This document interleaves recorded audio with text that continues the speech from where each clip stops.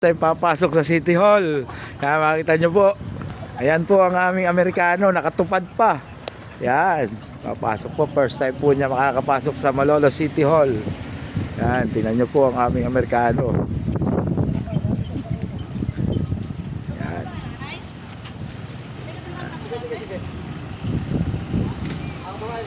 Yan. Yan ang aming Amerikano. First time papasok sa City Hall. Yan.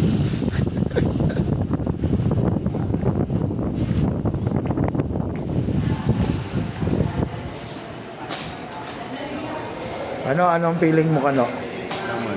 Ha? Ay, ganun. Dito tayo, dito. Eh. Ay. Yan ang Amerikano ko. Kasama kong Amerikano. Yan. Yan. Yo, lakad. Yan. Kilala ko yung Amerikano ko. Yan. Yan.